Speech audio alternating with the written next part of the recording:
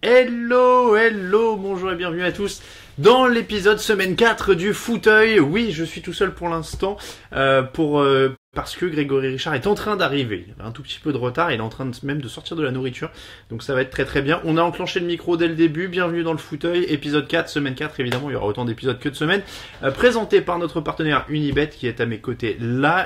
On va vous présenter évidemment les meilleures cotes de ce dimanche avant la fin de l'émission. Il est 18h06, nous sommes donc à 54 minutes du début des matchs de 19h. Les matchs, eux, ont déjà commencé du côté de Londres puisque on a un écran derrière nous et les Saints mènent 13-0 sur la pelouse de Wembley face aux Dolphins. Il reste 10 minutes à jouer. Jay Cutler a encore perdu un ballon, donc ça semble bien mal engagé pour Miami. Non, il a pas pris de petit coup après, mais ah non, c'était un punch, il a failli perdre un ballon. En tout cas, c'est bien entamé du côté de New Orleans et très mal pour Jay Cutler et Miami qui avaient bien remonté sur leur premier drive avant finalement de se faire intercepter dans la end zone.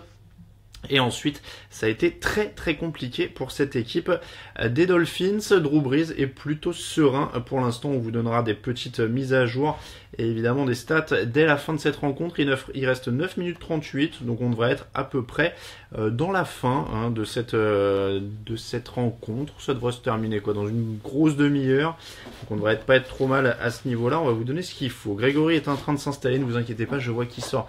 Qu'est-ce qu'il y a ? Il y a du chèvre, il y a des cookies. Il nous a gâtés aujourd'hui. Ça c'est quoi ? C'est de la tome. Il y a du camembert de Normandie. Voilà, on est pas mal. On est pas mal. Ça va encore. Ça va. Gouda également. Du Gouda également. Voilà, vous pouvez l'entendre hors antenne, hors champ, pardon. On va dire bonjour à tous ceux qui sont là. Je vois que Raoul est là depuis Londres. Bonjour François, bonjour Jérémy, bonjour Cleveland Browns France, bonjour Noé, bonjour Mathieu, bonjour Caneda, bonjour Pedrito, bonjour Sébastien, bonjour à tous. On va mettre le petit tweet qui va bien. Et bonjour à tous. Richard est arrivé, le maître de l'horloge. Incroyable. Un peu essoufflé dans les marches. Un petit peu. Allez, c'est pas grave, on te pardonne. Tiens, on te donne la casquette des Falcons, évidemment. Écoute, te ça me porte rote au bonheur. cœur. Je viens de balancer le petit tweet. On a dit donc qu'on était en partenariat avec Unibet. On va vous donner les cotes. On va évidemment vous parler de cette rencontre de Londres. T'as eu le temps de suivre un peu le début de match ou pas du coup ? Vaguement. Ouais. J'ai vu que c'était encore très très poussif du côté de l'attaque de Miami. Comme quoi j'ai eu le nez creux sur le côté un petit peu Ouais, égo. Je crois qu'on avait tous donné les Saints. De toute façon, un peu près sur celui-là. Il était. Sauf moi. D'accord. Ah oui, c'est vrai. Oui, oui. t'es ironique. Excuse-moi, j'avais pas tout de suite saisi. Alors attendez, je vais me mettre sur l'écran, voilà, vos commentaires de manière un peu plus propre. Bonjour à Bertrand, bonjour Florent, il n'y a pas de t-shirt des Raiders, c'est bien en black que Grégory s'habille. Oui, c'est vrai, au pire, voilà. Ça a changé. C'est vrai qu'il y a un thème.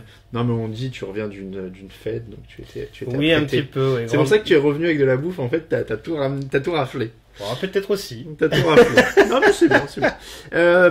Baptiste nous dit, je prépare les cours pour mes élèves avec le fauteuil. Eh bien, bonjour Baptiste. Dis-nous de quoi tu prépares des cours, on peut te donner des conseils. C'est aussi une émission interactive.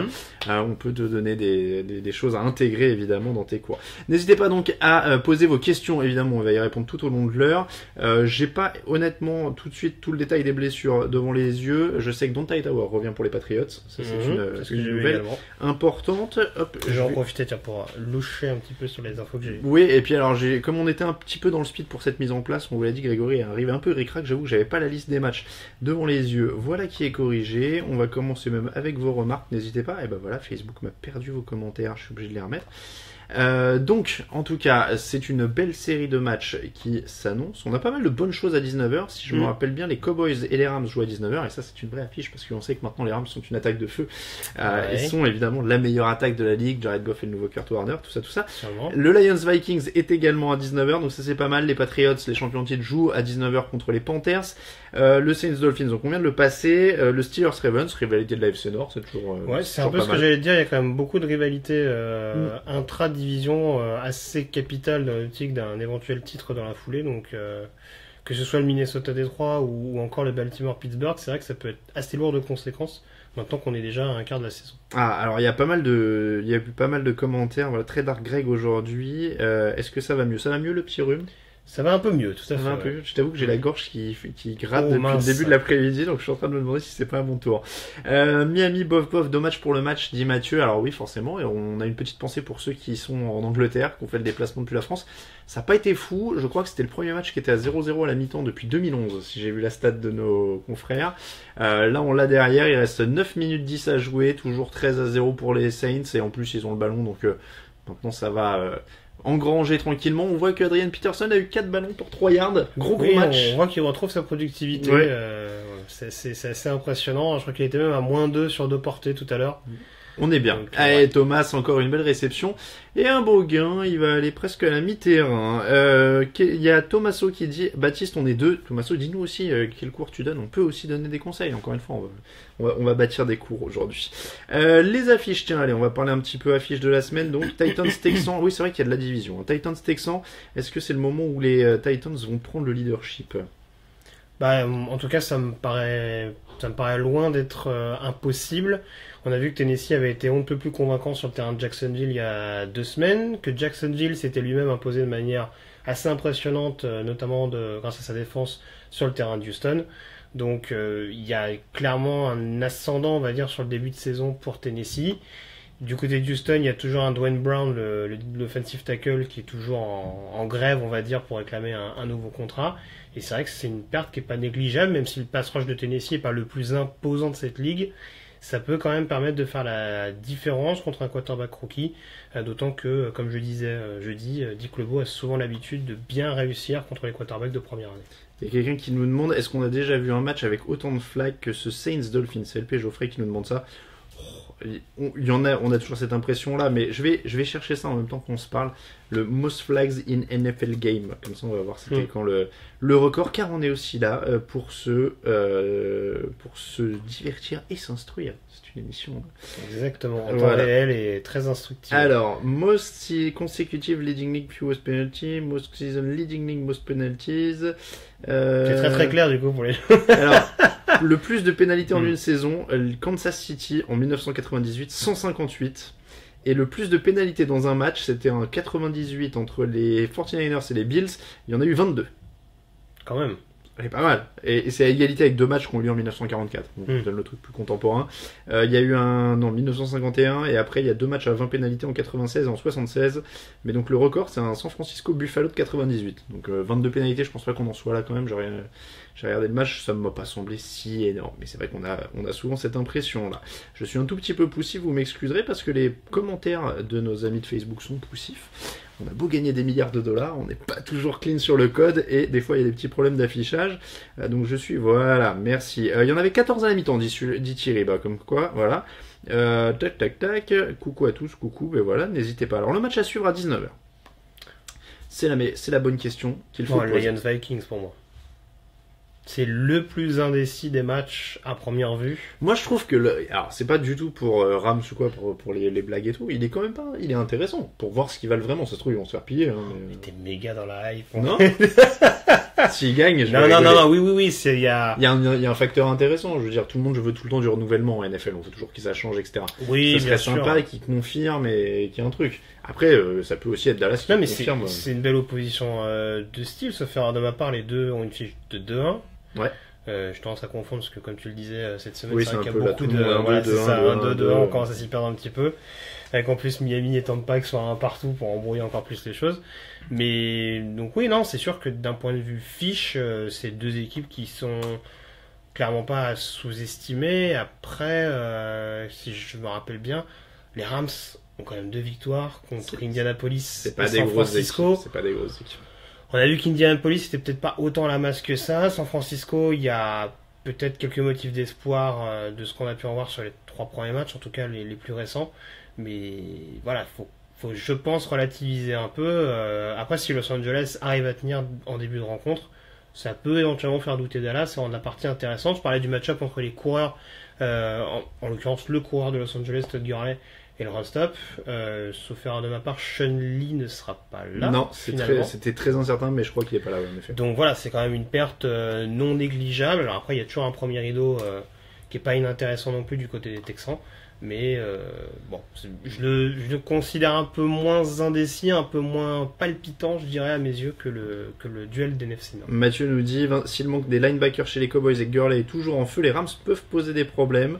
C'est vrai qu'il y a quand même cette absence de Lee qui peut jouer. Hein. Ils ont un fullback qui va devoir jouer linebacker en cas de problème. Enfin, ils sont quand même pas mal. Juste pour revenir sur cette histoire de flag, on en est à 17, nous dit Mathieu, pour le décompte. Donc on est quand même pas mal.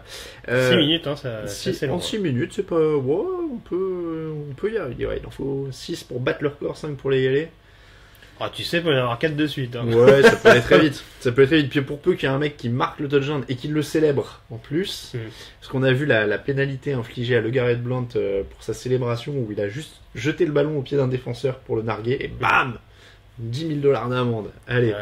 Ouais. En tout cas, New Orleans a toujours le ballon et Adrian Peterson regarde toujours le ballon, mais de loin. Ouh, la belle réception pour New Orleans, et ça fait un nouveau first down. Il reste 6 minutes à jouer, ils sont en train... Peut-être Ginn Junior, je crois, qui réceptionne le 19, en effet, c'est lui. Saints, t'arrives en red zone, même. Alors, ça va, il n'y a pas Sherman dans ce match, dit Mathieu, pardon, oui, en effet, c'est vrai qu'il en avait pris 3 d'un coup la dernière fois. Quel match a le plus gros potentiel blowout à 19h? Alors, qui a le plus gros potentiel blowout? Le Panthers Patriots, non? Je sais pas si vraiment les Panthers peuvent se prendre une fessée, ils ont mais... pas d'attaque. T'as quoi d'autre comme match? J'ai du Steelers-Ravens, si les Ravens n'attaquent pas. J'ai du Falcons-Bills. Impitoyable. J'ai du Falcons-Bills. Même si c'est à Buffalo, donc un peu moins, mais... Allez, les Jets.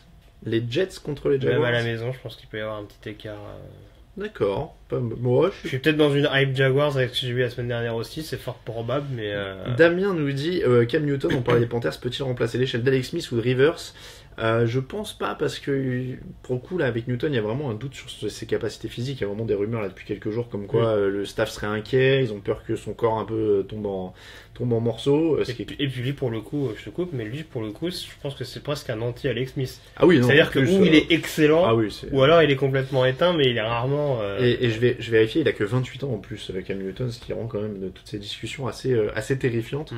Parce que, c'est un joueur qui joue avec son corps, hein, qui a toujours joué avec son corps. Ouais. Et bon, forcément, il se jette peut-être pas autant que Robert Griffin III à la grande époque. C'est vrai.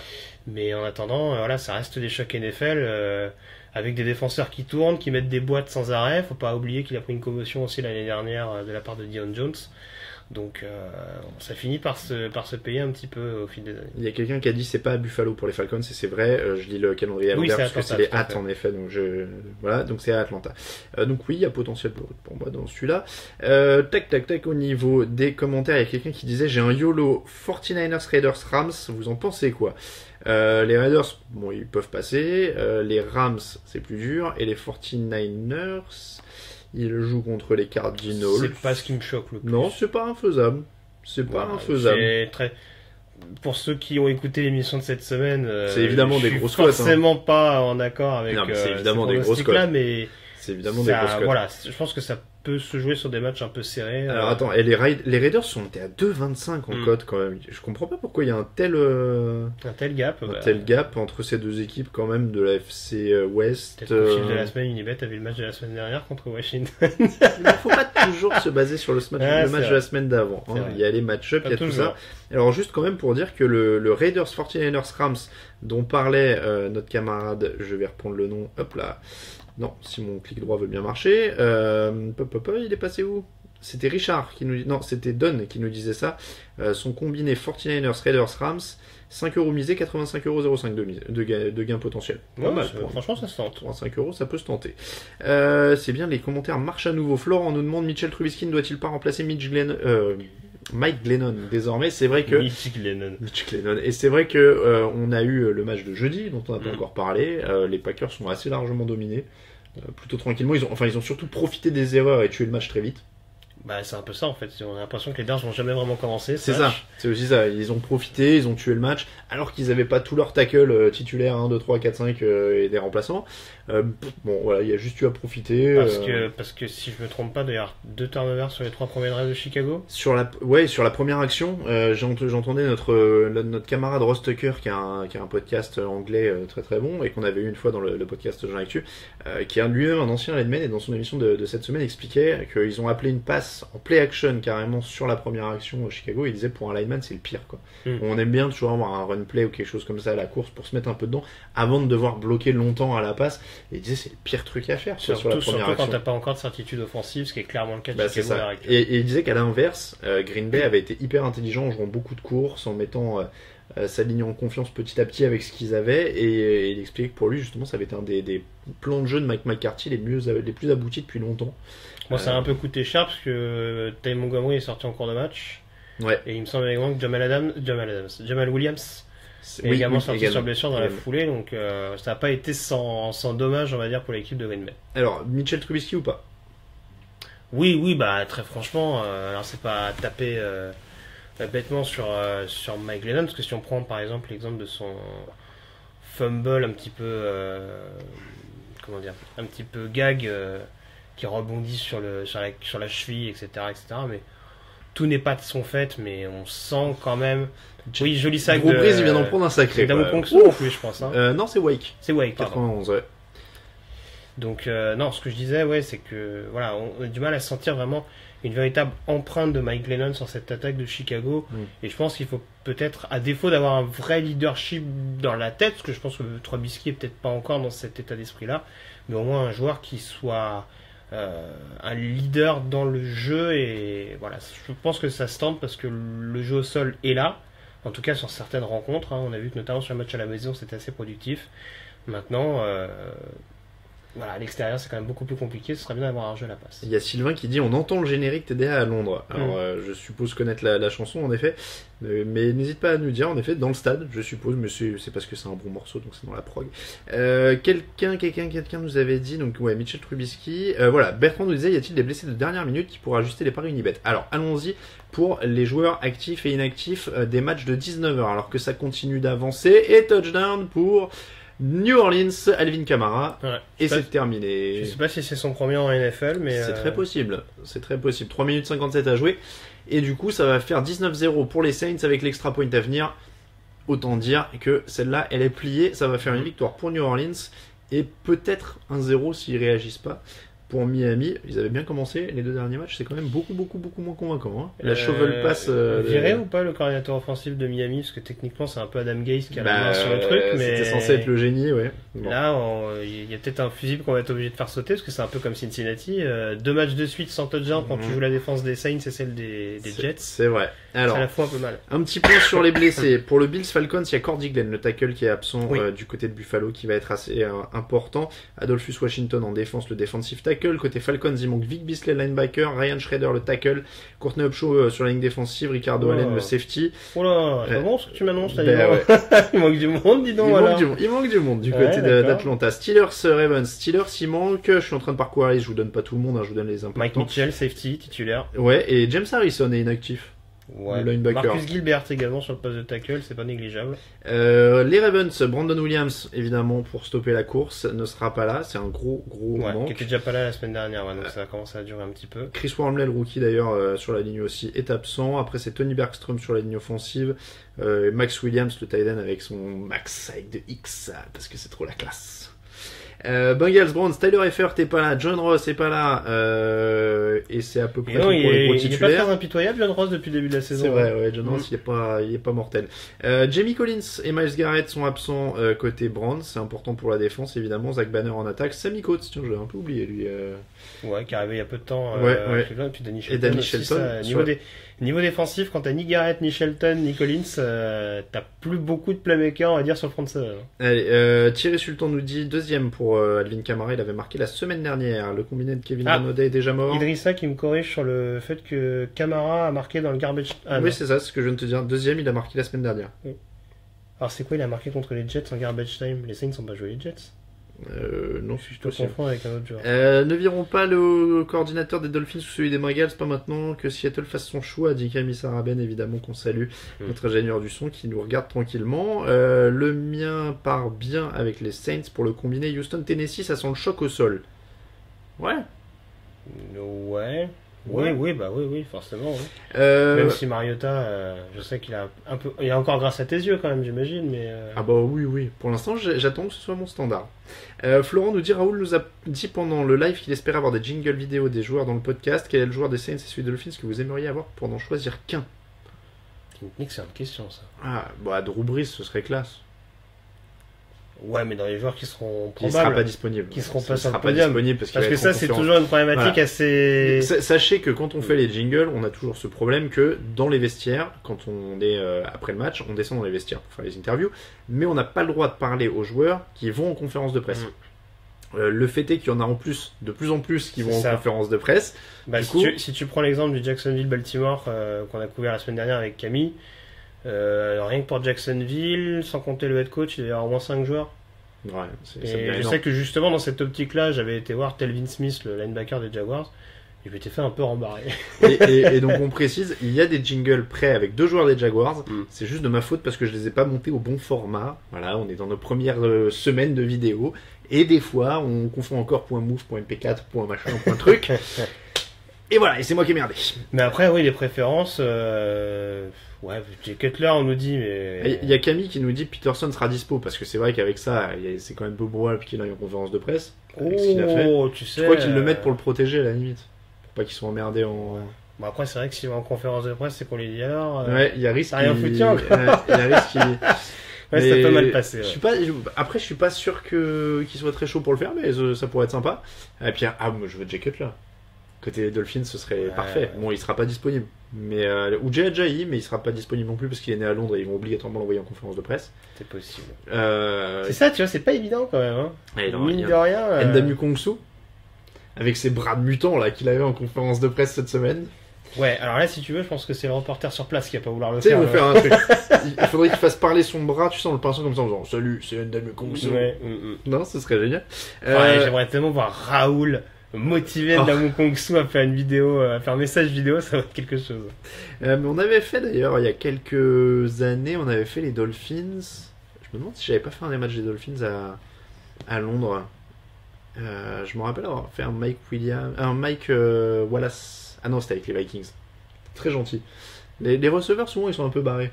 Larry Tunsil à Miami. Ah oui, Larry Tunsil, ça peut être marrant. Bah tiens, on l'a à l'écran en plus. On aurait dû demander à Raoul d'aller avec un masque. Ouais, ça peut être. Ça aurait été bon ça. Tu veux pas faire un message avec la bonbonne dans la tête? Kiko et son accent, nous dit Idrissa. Je savais pas qu'il a un accent, Kiko Alonso. Mais Cam Jordan, ce serait la classe aussi, dit Mathieu. Ça peut être pas mal. Ça c'est podium aussi. Ça peut être pas mal. Greg nous dit à quand une prochaine fois avec Ross Tucker. C'est pas totalement farfelu d'y penser. C'est vrai qu'on n'a pas. On va commencer à penser à meubler et à faire venir des invités. Pas meubler du tout d'ailleurs, à faire venir des invités. Mais c'est juste qu'on fait vraiment étape par étape. C'est-à-dire qu'on s'est installé dans le studio, on a pris nos marques. On a fait les premières émissions enregistrées et ensuite donc en ligne sur YouTube et toujours iTunes et SoundCloud. La prochaine étape, c'est de faire les émissions en direct, donc sur YouTube et sur Facebook Live, là où on est, et ensuite de les mettre en VOD. Et ensuite, la prochaine étape, quand on sera à l'aise dans tout ça et qu'en plus on aura la fibre et qu'on sera tranquille au niveau de la connexion, ce sera d'avoir des invités. Et la nouveauté, et une des nouveautés, on vous la livre en exclusivité pour le fauteuil, une des nouveautés qu'on va avoir aussi pendant l'année, c'est que non seulement on va pouvoir avoir évidemment des gens dans le studio avec nous, ce qui est prévu, on commence à parler à des gens, mais on va aussi pouvoir avoir beaucoup plus facilement des gens avec nous par webcam, parce que on a cette option qu'on n'a pas encore testée en live, mais d'inclure des gens dans l'écran avec nous en live, comme vous voyez des duplex, je sais pas, des trucs, tu sais, des chaînes Fox Sports américaines ou ESPN où tu vois le mec avec sa bibliothèque derrière tout le temps.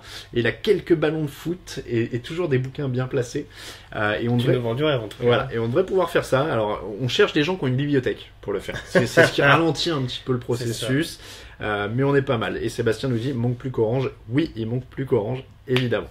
Greg qui nous dit, j'avais déjà milité pour Yellow dans le podcast. Mais écoute, il est là. Bonjour Lionel Friedrich, photographe et coach. Salut Lionel. Et membre de la Fédé.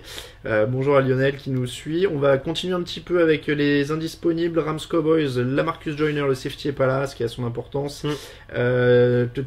Pour les autres, pas trop. Shunley évidemment côté Cowboys est inactif, donc Darren McFadden également. Nolan Carroll le cornerback. Chidobe Awuzie aussi, Anthony Hitchens est absent aussi, le linebacker. Donc oui, il manque quand même pas mal de Un peu de monde. profondeur quand même. Il manque quand même pas mal de monde. Titans Texans, il manque Jonathan Cypri d'un côté, Titans, il manque Corey Davis, Kevin Dodd le linebacker, ancien de Clemson, Kevin Dodd. Exactement. Ouais, j'ai des restes. Kevin Johnson le cornerback des Texans, Braxton Miller le receveur et Jared le tackle. Toi, on n'entend plus du tout parler de Braxton Miller. Ouais, c'est en lisant. On le nom, là, l'annonçait je me comme suis la dit, tiens, future c'est vrai pépite. que- C'est toute vrai. option du poste de receveur. C'est vrai. Lions Vikings, Dwayne Washington, Jarrad Davis, Kenny Golladay. Kenny Golladay est absent, tiens. Ouais, Jarrad Davis aussi. Jarrad deuxième Davis semaine de aussi, suite, deuxième hein. semaine de suite, oui, ça c'est des handicaps. Sam Bradford, évidemment, côté Vikings, est encore inactif, c'est confirmé.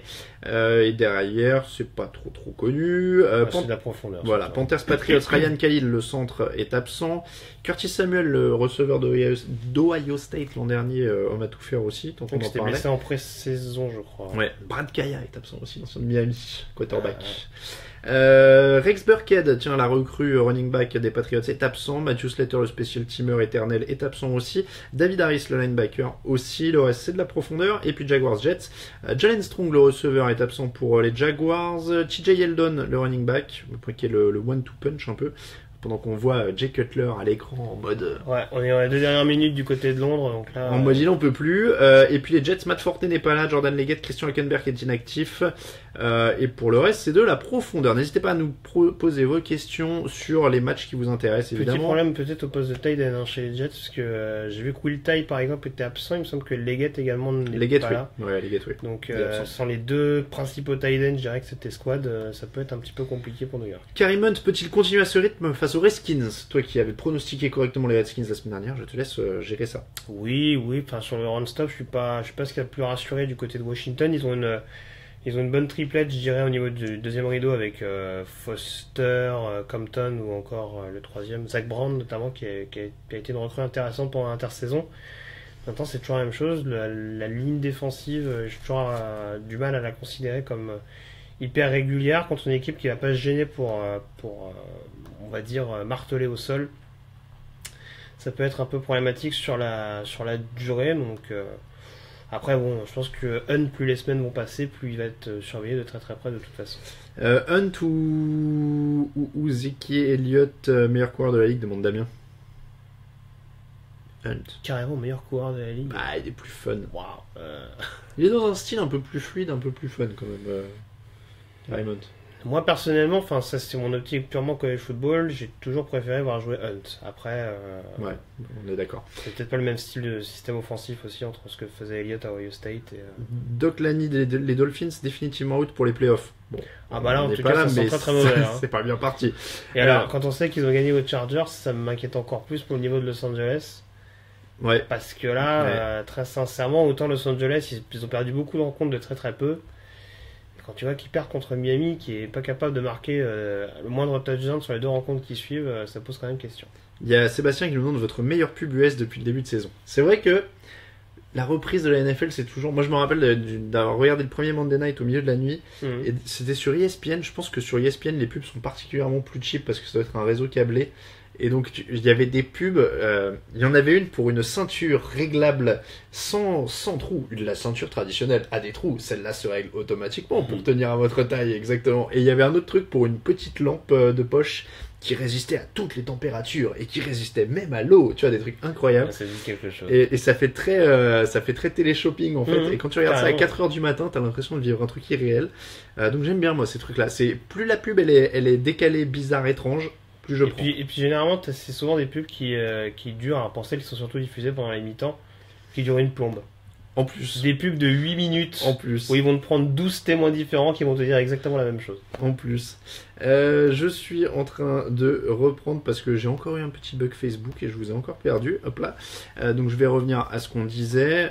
Donc les pubs, il y a quelqu'un. Oh, alors qu'on a un joueur au sol par contre qui a l'air un peu secoué là. Du côté de Miami, c'est les Saints hein, qui ont encore le ballon. Donc ils sont. Ce match est toujours pas terminé. On avait dit qu'on en avait pour une bonne grosse demi-heure quand on a commencé. On est exactement là-dedans. À mon avis, ça va se terminer pile à l'heure pour les matchs de 19h, là, au point où on est parti. Vous allez avoir un petit quart d'heure pour faire la pause. Ça va être le moment de casser la croûte. Hop, voilà, celle de l'arbitre au resto. Ah, celle de l'arbitre au resto, dit Sébastien pour les pubs. Alors là, honnêtement, Ça me dit rien, Ah, ça me dit rien, si, je l'ai entendu en plus pendant que je faisais l'installation, je l'avais dans le dos. Oui, c'est un mec qui crie les commandes ou un truc comme ça et qui donne des précisions. Je vois. D'accord. Le pire quarterback de la ligue, selon nous, dit Damien. Le pire quarterback de la ligue Parmi les titulaires. Attends, je te fais la liste des équipes qui jouent aujourd'hui. Saints, Dolphins, non. Titans, non. Texans, non. Deshaun Watson, c'est dur pour un jeune comme ça. Jaguars, Blake Bortles. Non. Après son bel match de la semaine dernière, c'est dur de le À dire. l'heure actuelle, je te dirais Deshaun Kaiser. Ouais, mais c'est un rookie, c'est dur Brian de Hoyer. mettre ça sur un rookie. Ouais, Brian Hoyer. Rien d'ailleurs. D'un point de vue intrinsèque, Cowboys, quand même. Eagles, Chargers, Giants, Buccaneers, 49ers, Cardinals, Raiders, Broncos, ouais, Colts, Seahawks, Redskins, Chiefs. Oui, parmi les titulaires, oui. Si on prend pas Scott Tolzien en compte. C'est pas lui le titulaire à Indianapolis. Bah non, ça ne l'est plus, donc c'est pour ça. C'est pour ça. Mais oui, je te mets Brissett et Kaiser pas très loin derrière, sachant que c'est pas non plus un. Damien dit McCown, mais McCown quand il. Ah, il y a Glennon, on dit Kev. C'est vrai que j'ai pas pris les deux du jeudi. Mais c'est Glennon, très dur. C'est un peu meilleur qu'Hoyer. Ils sont assez égaux dans la nullité. Il y a tout un groupe en bas qui est juste. Voilà quoi, ils sont là, mais ils devraient être remplaçants en gros. Donc c'est McCown, c'est Hoyer. C'est des QB2 qui ont eu des opportunités, voilà. mais c'est des quarterbacks numéro 2. Glennon dit Romain, Manning dit José. Il y avait pas mal de Manning, le pire actuel, dit Romain. Le quarterback des Jets dit Frédéric. Eli Manning, troll dit Vincent. Glennon dit Idrissa. Glennon dit Kev. Et il y a pas mal de. Ouais, il y avait McCown pour l'interrogation. Manning, il y a quelqu'un qui demandait quel fromage pour ce soir, dit Doc Lani. Bah, t'avais ramené des trucs. Il y a quoi? Il y a un camembert. Camembert, c'est une valeur sûre. Camembert, Gouda. Gouda, c'est pas mal, mais. Camembert, c'est pas mal. Camembert, valeur sûre. Camembert, valeur sûre. Un petit faible aussi pour le Gouda, remarque. Moi, j'aime bien le Gouda. Ah ouais, tu vois, je suis pas. Faudrait refaire un test. Mais on va préparer ça au pire. Mais on sait jamais trop si on mange à l'antenne ou pas. C'est toujours un peu le problème. Si tu commences à me poser des questions, je vais ouais. Et comme on a un micro qui est large en plus, c'est pas comme si on avait des micros séparés qu'on pouvait couper pendant qu'on mâchouille. C'est ça. C'est un peu. Après, on va dire putain, mais ils savent pas manger dans le fauteuil. Après, la semaine dernière, j'ai passé un cap dans ma vie, j'ai mangé à l'antenne. J'étais seul en plus, du coup il y avait personne pour parler. C'est différent, t'étais en animation, fallait meubler le mieux possible. Alexandre dit si les quarterbacks étaient des fromages, t'as pas 2-3 comparaisons. Ah non. C'est dur de comparer des mecs à des fromages quand même. J'essaye de faire preuve d'imagination, mais là. Alors attends. Jay Cutler. C'est ce que ça, L'escamorza fumée. La quoi? L'escamorza fumée. Je connais pas. Tu connais pas l'escamorza, le fromage italien? Ah non, là pour le coup, non. L'escamorza fumée, et puis comme Smoking Gel. D'accord, ouais. Non, mais c'est vrai que comme on avait Jay Cutler à l'écran juste derrière, on était. Non, sinon, si t'as un quarterback bien mauvais, tu prends des fromages qui puent, quoi. Bah, c'est ça. Je cherchais celui qui pue le plus, quoi. Mais ou un mec bien coulant. Tu vois, en ce moment, par exemple, Eli Manning, ce sera du bleu. Ouais. Oh, c'est dur parce que c'est bon, quand même. Oh, mais ça sent mauvais quand même. Et il joue en bleu. Concours d'haleine ensuite, dit Julien, évidemment. Il n'y a pas de starter, mais Paxton Lynch est vraiment cata, dit Noé Tardin. Et oui, Paxton Lynch. Enfin, c'est dur de savoir parce qu'il joue pas. Donc, c'est ça. Bon, alors après, je pense qu'il y a un lien de cause et effet. Je pense que s'il joue pas, c'est qu'il est pas si bon que ça. Évidemment. Mais ça m'étonnerait pas. Parce que je pense que l'année prochaine, il y aura quand même toujours des besoins de quarterback, parce que ça arrive quand même assez régulièrement. Ça m'étonnerait pas qu'une équipe se positionne pour récupérer par bien un trade. Florent dit qu'est-ce qu'il nomme pire quarterback ever? Ça c'est du troll, il a bien joué la semaine dernière, on peut pas lui dire maintenant, c'est compliqué. Bon, voilà, c'est pas un starter. Non, c'est pareil, c'est un numéro 2. Rivers le vieux pané, nous dit Kevin. Ça fait bizarre, hein. Je viens de voir les Saints faire un sac, ça fait quelque chose quand même. Blake Bortles, c'est pas un quarterback, c'est pas un fromage, c'est une quiche, dit Florent, c'est pas mal. C'est beau. Drew Brees du Brie, dit Camille, bien. Bah oui, Drew Brees. Ouais. T'es connu plus inspiré, Camille. Je me suis fait un petit bris de mots cette semaine. Pas mal. Mauvais quarterback du chèvre, forcément, dit Elmonge. Bah oui, c'est pas bête non plus. Si on va parler à Marc Sanchez, pouvez-vous m'expliquer la différence entre un bloc et une passe interférence offensive lors d'une screen? Ça a été flagué plusieurs fois lors de Dolphins Saints. J'ai pas compris la question. La différence entre un bloc et une passe interférence. Un bloc dans le dos. Sur une passe écran, je suppose. Un bloc dans le dos, du coup. Non. Bah, parce qu'il y a un bloc, pourquoi tu serais flagué? De toute façon, la passe interférence, c'est après 5 yards, non? La passe interférence, bah non, une passe interférence, tu peux la faire à distance. Oui, sur une screen, si t'es sur une passe profonde et que à partir du moment où tu gênes le défenseur sur la transmission. Oui, c'est fini à l'instant. Juste en aparté, voilà, c'est terminé hein, du côté de Londres. Donc ça fait victoire 20-0 pour les Saints. Et après, un bloc, pour moi, il est régulier. À partir du moment où il est pas dans le dos, il n'y a pas de raison que ce soit flagué sur des screen pass. La OL de Wilson, c'est du gruyère d'Ielmonge. Oui, on est pas mal aussi là au niveau des comparaisons fromagères. Il est 18h40, on est donc à 20 minutes. Ah ben elle est là, c'est ça la pub avec l'arbitre resto. Tiens, on a la télé derrière, du coup, hein, ça va tourner derrière. Et ben voilà, on n'a plus rien puisque c'est le Game Pass et que c'est l'heure d'avoir un logo en plein écran. Les Packers, ça leur parle le fromage puisque c'est cheesehead évidemment. Qu'est-ce qu'on a? Alors, on a pas mal de vos questions, on a pas mal débriefé les matchs, on n'a pas encore parlé de ceux de 22h quand même. On a Eagles Chargers. Je vais donner Chargers Eagles, pardon, puisque je l'ai dit dans le mauvais sens. Donc Chargers Eagles à Los Angeles. À Los Angeles, on devrait mettre, tu sais, on devrait faire un truc genre tu mets 10 centimes dans une jarre à chaque fois qu'il y en a un qui dit Los Angeles pour les Rams ou les Chargers ou un truc comme ça.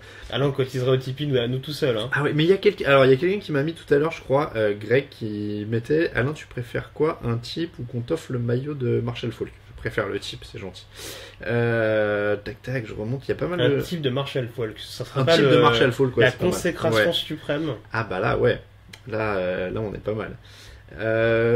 Je continue à regarder vos mentions pendant ce temps-là. Donc on disait Chargers Eagles. Bon, Eagles assez favori. Ah bah là, je disais t'es pas rassuré. Buccaneers Giants, c'est incertain parce que c'est quand même deux équipes. Ouais, après je vais pas totalement défoncer Tampa Bay juste en match à Minnesota, mais les Giants m'ont quand même beaucoup plus inquiété, ne serait-ce que sur la ligne offensive. C'est pour ça que je vais un peu plus vers Tampa Bay, mais bon, c'est clair que c'est pas encore les équipes qui nous rassurent à 100% depuis le début de la saison. Et c'est un euphémisme de le dire concernant les Giants. Alors les Broncos ce soir, point d'interrogation, demande Jérémy. Les Broncos, si je ne dis pas de bêtises, c'est le match, c'est à 10h25, pardon. J'allais dire que je croyais que c'était le Sunday Night, mais c'est à 10h25. Broncos Raiders, donc on en a beaucoup parlé. On aurait préféré que ce soit le Sunday Night, hein, parce que le Sunday Night, à mon avis, c'est une petite boucherie. Hein. Oh, le Colts Seahawks, là, il fait mal. En plus, je crois qu'il est pour moi. Donc, d'accord. Celui-là, il pique. Hein. Ouais. Steelers Ravens, probablement la meilleure affiche de ce soir, nous dit Nagib. Je ne suis pas sûr. Je pense que ce sera le match le plus intense. Oui. Parce que c'est souvent, c'est souvent des grosses rivalités, avec des gros chocs, des bonnes provocations, des bons trash talk, tout ce qui va avec. On va dire le cérémonial habituel de ce type de match. Après, de là à en faire le meilleur, ça dépend là où chacun se retrouve, on va dire. Si un qui aime bien ce côté un petit peu dramatique, entre guillemets, ça va leur plaire. Maintenant, en termes de spectacle, c'est sûrement pas le match que j'irai voir en priorité. Alors, Cardinals 49ers, c'est pareil, ça va pas être grand spectacle. Je reviens sur ceux de 22h. Ça va pas être le grand spectacle non plus. Après, tu disais, il y a peut-être un coup à jouer pour les 49ers avec leur jeu au sol. C'est ce que j'allais dire, à moins qu'on se retrouve dans la configuration de la semaine dernière entre les Niners et les Rams, à savoir deux défenses qui sont pas extraordinaires. Et qui pourrait laisser des failles à deux quarterbacks qui sont pas fabuleux non plus, mais qui peuvent éventuellement prendre feu une ou deux fois. Donc, bon, je m'attends pas à énormément de choses de la part de cette confrontation également, mais ça ne tombe jamais. Avec des Giants, des Cardinals et des Panthers à la traîne, les Eagles ont-ils leur chance pour les playoffs cette année? Oui, bien sûr. Pour moi, carrément. Bien sûr. Je vais continuer à remonter. Donc, on disait le Broncos Raiders. Donc comme toi tu mords pas à Hype Raiders, c'était plutôt Broncos, on l'a dit, ils ont quand même une bonne cote les Raiders à 2,25. Franchement c'est compliqué, il y a énormément de choses qui me préoccupent du côté de cette équipe d'Oakland. On voit toujours forcément Derek Carr, Khalil Mack, les receveurs quand ils arrivent à être productifs. Bon, Marshall Lynch je le mets encore un petit peu dans l'équation, même si c'est sur le long terme que je pense que ça va finir par poser problème. Mais cette défense en règle générale des Raiders et notamment ce que propose Ken Norton depuis qu'il a été nommé coordinateur défensif, ça m'inquiète énormément et notamment sur le run-stop. J'ai du mal à les voir vraiment dominants, surtout avec un poste de defensive tackle qui est pas forcément hyper profond. Donc c'est vrai contre Denver avec un CJ Anderson qui, quand il est en forme, est productif, contre un Jamal Charles qui, on l'a vu, est quand même revenu à un niveau assez correct ces dernières semaines. J'ai un peu peur que ça ne tienne pas sur la durée. Maintenant, c'est pas dire qu'Oakland est bidon, loin de là. Non. Colts Seahawks, donc on a dit le duel de ligne offensive et puis Redskins Chiefs, ça ce sera lundi, une belle opposition. notamment avec les Chiefs qui sont toujours invaincus. Il y a Bertrand qui nous dit j'ai tenté un unibet sur les pronos de jeudi avec mon avis à moi sur les pronos, 5€, 910€ de gain. N'hésite pas à nous dire ce que tu as mis comme combiné, on est curieux de savoir. Alexandre nous dit vous ne pensez pas que le stade des Broncos a un vrai impact, je parle du fait de l'altitude. Je crois avoir souvenir que les Packers avaient eu un problème avec leur running back. Au soccer aussi, des joueurs des Bleus avaient souffert de l'altitude et avaient dû déclarer forfait pour une Coupe du Monde. Alors si c'est la Coupe du Monde 94, c'est pas pour ça qu'on avait dû déclarer forfait. C'est parce que David Ginola a passé le ballon en retrait et Gérard Roulier ne s'en est jamais remis. Ken Newton va-t-il vraiment retrouver un niveau convenable? Mais après, sans rire sur le stade des Broncos, il y a des joueurs à qui ça a posé des problèmes parce qu'ils ont une... J'arrive pas à me rappeler du nom en français, mais ils ont une maladie du sang, je crois, ou quelque chose comme ça. Il y avait un joueur des Steelers comme ça qui pouvait pas y aller parce qu'il risquait, c'était un defensive back, j'ai un trou sur le nom.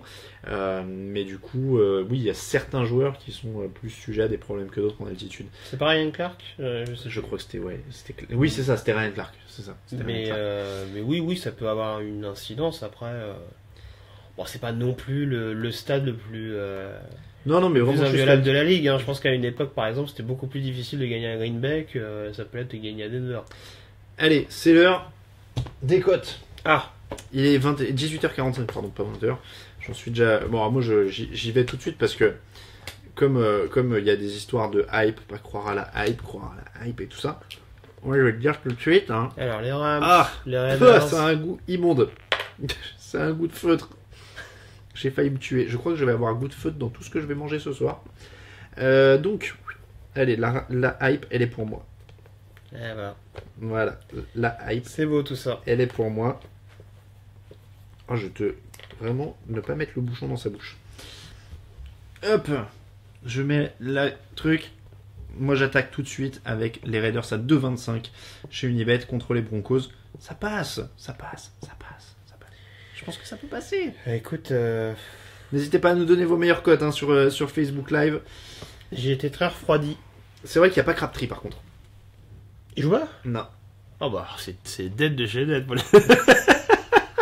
Mais Derek Carr va c'est bon, il n'y a pas de cornerback du côté de Denver. Derek Carr va montrer qu'il est un MVP en puissance. Donc j'ai été très très inquiet par la prestation de Miami et donc de facto par la prestation des Chargers et donc les Eagles qui sont à 1,92. J'essaie de voir si on voit bien sur l'écran. Oui, normalement, je suis caché. T'es bien. Parfait. Voilà. Donc les Eagles, c'est une cote qui reste quand même assez intéressante. Certes, c'est un match à l'extérieur et je pense que ce sera quand même relativement serré, mais c'est possible que les Eagles décrochent ce match au bout du suspense. Tiens, attends, moi c'est vrai qu'il y a quelqu'un qui nous fait remarquer. On peut aller dans les matchs aussi un petit peu et on peut aller par exemple. Alors, quelle affiche te plaît? Tiens, allez, Patriots Panthers. C'est des matchs. C'est pas celle qui me plaisait. Non, mais je sais que tout le monde aime bien parier sur les Patriots et les champions en titre. Alors prenons ça. Et par exemple, on peut faire des trucs un petit peu marrants. Genre, qui marquera un touchdown sur le Patriots Panthers? On parle au sol. Tu vois, genre un Tom Brady, c'est 10,75 de cote s'il met un quarterback sneak. Mais bon, ça va être compliqué. Dès le début du match, comme ça, Brandon Cooks 2,15. Ah, c'est pas mal ça. Quand tu sais que les corners des Panthers sont pas exceptionnels. Il y a Daniel Mendola à 2,75. Même Gronk, hein, 71, avec les safety qu'ils ont en Carolina. Ouais. Et ben voilà, ça c'est notre petit conseil de plus. Allez, hop. Brandon Cooks pour un touchdown dans le match des Patriots. Brandon Cooks, il est à... Ah non, mais c'est même pas qui marquera le premier touchdown. Non, c'est qui marquera un touchdown. Ah bah écoute, mais les deux. Hein. Allez, Brandon Cooks. Et le Gronk, 1,71. Hop, le Gronk, il est à 1,71. Mais Brandon Cooks, il est à 2,15. Ça se tente. Il en a mis 2, je crois, la semaine dernière. Alors, est-ce qu'on peut faire... Alors, parce que là, j'ai des matchs qui sont combinés. Est-ce qu'on peut combiner les marqueurs de touchdown? On va découvrir en même temps. Par contre, Calvin Benjamin est de retour aujourd'hui? Hop, tu peux faire un combiné. J'ai un gros doute. Kelvin Benjamin, en tout cas, il est là. Hein. Officiellement, il n'était pas dans les inactifs. Ouais. S'il est listé, c'est qu'a priori, il joue. Oui. Donc, le Gronk... Hop. Donc là, non, on peut pas faire de combiné sur les joueurs. J'avais un doute. Ou à moins que j'en mette un troisième, je sais pas. Est-ce que non, je peux pas. Je crois pas qu'on puisse combiner. Non, on peut pas marquer les. Ouais, même pas Lister par contre. Hein. Non, c'était pour le test. C'était pour le test. Bon, en tout cas, on peut pas combiner les marqueurs de touchdown, mais Brandon Cooks à 2,15, ça peut le faire. Qu'est-ce qu'on peut chercher de marrant aussi? Donnez-nous un autre match sur lequel vous voulez des trucs comme ça. Benjamin joue ce soir, dit Anton. Donc voilà. Tout le monde marque. Brady va faire la distribution. Soyons fous, dit Mathieu. On l'a dit, hein, Amendola, il a 2,75 aussi, si ça vous intéresse. Amendola, ça peut jouer aussi. Pas de combi sur le way, c'est ça. Même Hogan à 2,20, nous dit Kevin. On peut mettre les 3 à Cooks, le Gronk et Amendola. Atlanta, New Orleans, Dallas, Jacksonville à 2-3, vos avis. Pourquoi 2-3 ? Tu me mets un doute. Bon, en tout cas, en combiné, ça me paraît pas saugrenu. Yeah, Riders, Just Win Baby, Cordarrelle Patterson. Tiens, combien pour un touchdown de Cordarrelle Patterson ? Ce qui serait incroyable. C'est compliqué parce qu'il joue sur retour également, donc c'est là où ça devient pervers. Ça marche. Attends, il est où ? Hop, qui marquera un touchdown ? Cordarrelle, il est où l'ami Cordarrelle ? Patterson, 4,50. Ça se tente. 4,50 pour l'ami Cordarrelle Patterson. Surtout si Crabtree joue pas. Et il y a Sylvain qui nous donnait je vous avais demandé vos meilleures cotes. Sylvain nous dit 2-7 les Rams, évidemment. J'y crois. Bien entendu. J'y crois. On y croit tous. Mais moi j'y crois. Watkins contre Dallas, dit Nicolas. Tiens, voilà, Watkins. Alors, Watkins contre Dallas, je vais vous dire ça. Ah, il y avait un Coleman contre Buffalo aussi. Ça, je prends. Hein. Coleman contre Buffalo. Ah oui, Coleman contre Buffalo. Alors attends, je vais d'abord faire Watkins contre Dallas. Ils sont où les Rams ? Hop. Qui marquera un touchdown ? Watkins, il est où Samy ? Je ne vois plus Samy. J'ai pas Sammy Watkins, où est-ce qu'il est passé ? J'ai Todd Gurley. Ah, 2,25 pour Sammy Watkins. Ouais, pourquoi pas. Ouais. Les corners de Dallas sont pas extraordinaires non plus, donc ouais. 2,25 pour Sammy Watkins. Zeke Elliott met un touchdown. Là, on a lancé un concept là. Alors, Zeke Elliott. 1,55. Mais c'est marrant ça. C'est marrant les. Ouais, 1,55 Zeke Elliott. Ça se fait. Ça prend un petit. Bryant, 1,95. Bryant, 1,95. Cole Beasley, 3,05. Oui, Cole Beasley, ça m'intéresse. Ouais, Cole Beasley, surtout 3,05. si la Marcus Joyner par exemple est pas là. Cole Beasley à 3,05. Allez, j'y vais avec cette cote là. Hop. Ça y est, les joueurs. Et après. Et puis il s'appelle Beasley, donc du coup, il peut être productif. Hop. Voilà. Donc Cole Beasley, 3,05. Duke pour marquer un touchdown pour Rams. Qui vont bien sûr perdre ce soir. Kevin va chercher loin. Kevin Renaudin nous dit Duke Johnson à 3,75. Bah écoute, le truc avec Johnson, c'est que c'est pas un running back exceptionnel, mais il a une polyvalence qui est quand même assez. On rappelle, il joue avec. Il joue contre les Bengals. Il joue chez les Browns. Il joue avec les Browns. Hein. Ouais. Ouais, dans ce match-là, dans le Bengals Browns. À mon avis, il sera pas. Il est là ou là. 3,75 pour Duke Johnson. Ouais, c'est pas mal. Plutôt une belle cote, ça peut se tenter aussi. AJ Green à 1,85 dans ce match-là. Jeremy Hill à 2,42. Bon, c'est toujours compliqué avec les coureurs de. Ça, c'est sûr, surtout que ça faut miser sur le bon. Ouais. Pour les Bengals, il faut miser sur celui qui va jouer, ensuite sur celui qui va marquer. Donc c'est un peu plus compliqué. Il devrait faire des paris aussi comme ça. Qui aura le plus de ballons, Adrian Peterson ou les autres ? Bon, aurait plus là il y a plus de chance. Ça peut être un concept. Levon Bell, touchdown pour un réveil, nous demande Damien. Il joue Baltimore. CJ Anderson aussi, Levon Bell. Bon, après, les coureurs, c'est forcément toujours un peu plus sûr, si on peut dire. Enfin, il y a plus de chances, non, je sais même pas. Bah, je pense que Bell peut être pas mal sollicité parce que je pense qu'il y aura une volonté. Alors, c'est peut-être enfiler des. 1,78. de dire ça, mais ouais, il y a 1,78, ouais, c'est pas mal comme cote. Mais ouais, peut-être l'envie de rentrer un petit peu dans l'art de Baltimore dès le début de la rencontre. Et pourquoi pas, pour éviter de mettre trop de pression sur Big Ben, utiliser assez souvent Livion Bell, notamment au début. Oui, ça peut être intéressant. Ouais. Bon, allez, moi très rapidement, je vais vous donner un petit combiné, mais je crois que je l'ai déjà donné. Je me demande si je vais donner le même que dans l'émission. J'ai Raiders Rams qui me plaisent. Et un troisième, je vois les Rams. Qu'est-ce que. Je sais pas ce que je peux mettre. Il y a des trucs qui sont quand même assez incertains. Hein, Lions à 2. Ça se tente, tiens. Allez, on va vous donner celui-là. Je sais pas où j'ai foutu mon truc qui efface. T'as celui-là si tu veux. Ah bah je te remercie. Hop. C'est vrai qu'on peut les Lions à 2.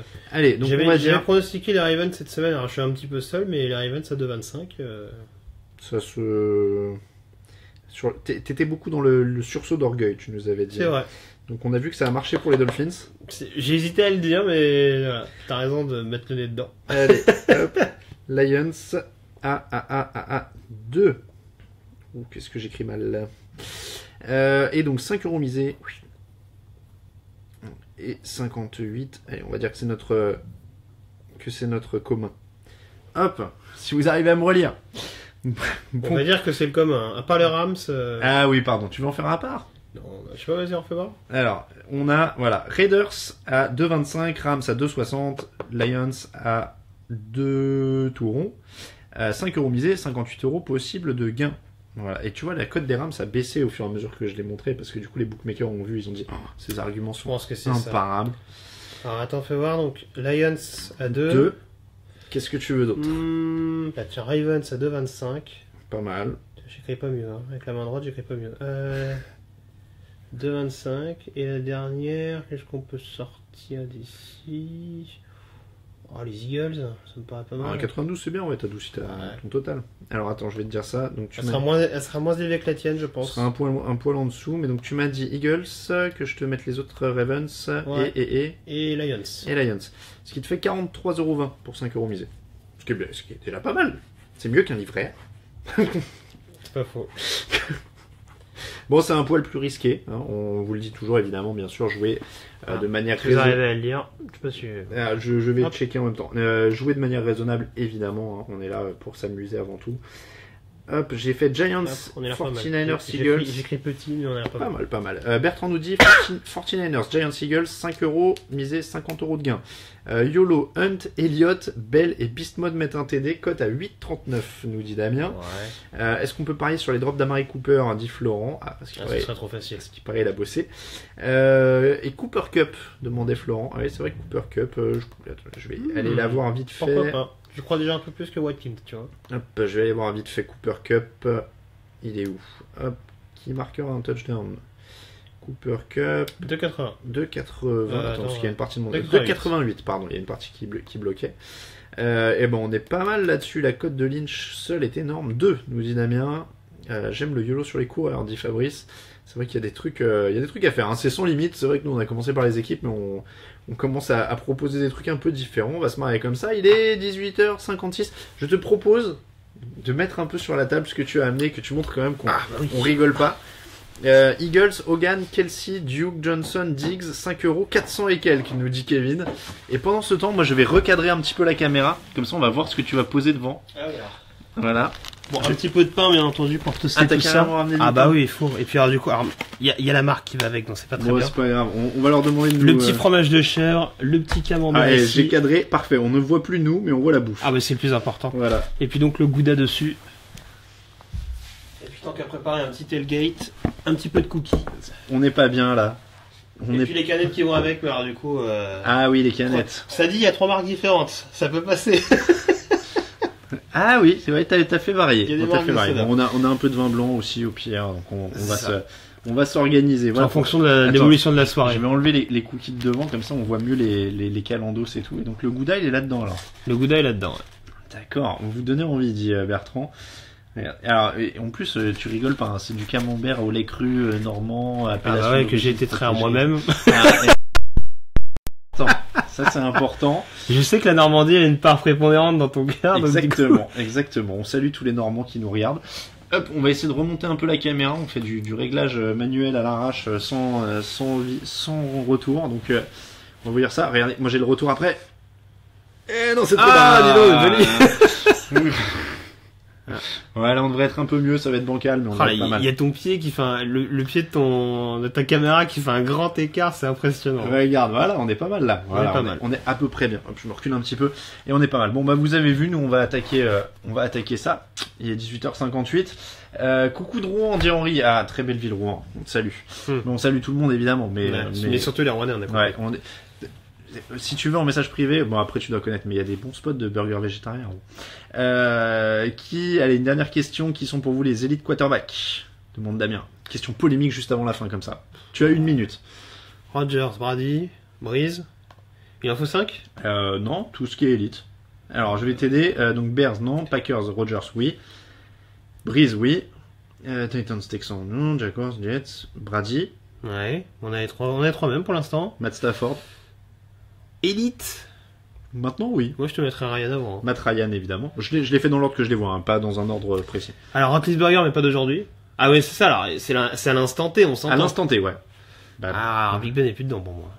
et Matt Stafford y est alors. Alors attends, est-ce que c'est un top 5? Je vais voir les autres. Non, d'abord. non, même pas top 5, tout ce qui est élite, il demande. Ouais, allez, mettons Stafford dedans. Ouais. Stafford dedans. 5 Stafford, je mettrais Carr. Jared Goff, évidemment. Bien sûr, ouais, bien entendu. Derek Carr, oui.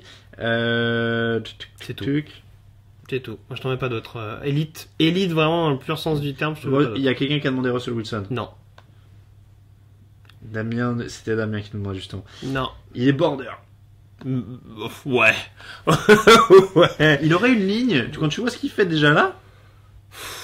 Mais à chaque fois, on pose la question sur Wilson. Je veux pas m'acharner sur ce pauvre Kevin. Ah oui, bah Andrew Luck, bien entendu. Bah oui, mais à l'instant T, Andrew Luck. Bah oui, c'est pour ça. Un On joueur de regarde. football, donc. Ouais, mais bon, on sait qu'il a le potentiel pour.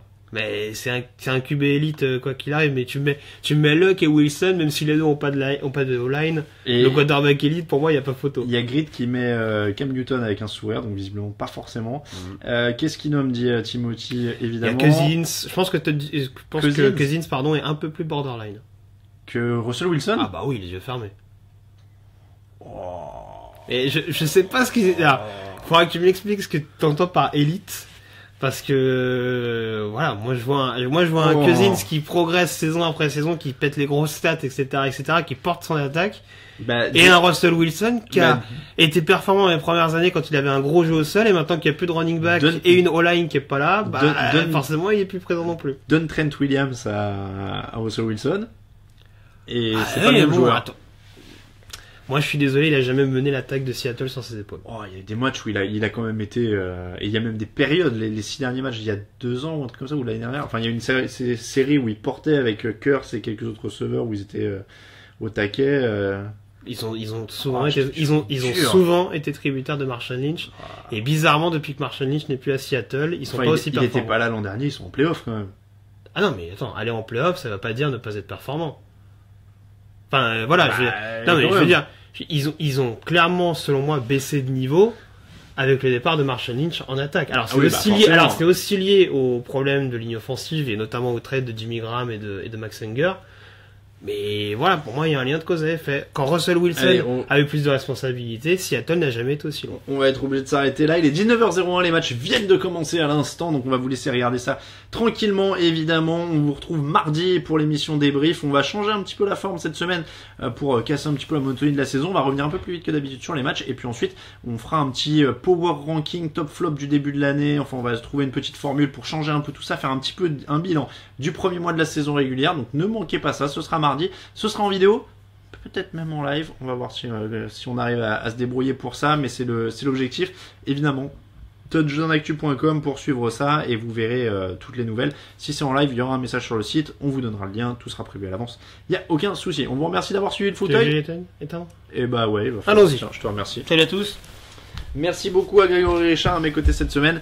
On vous dit à bientôt. On vous rappelle que c'était présenté par Unibet, que vous voyez notre sponsor quand même. On les remercie parce qu'ils nous aident bien aussi à être là et à développer le site. On vous remercie beaucoup et on vous dit à mardi pour l'émission, à dimanche prochain pour le prochain fauteuil, à 18h évidemment. Ciao ciao.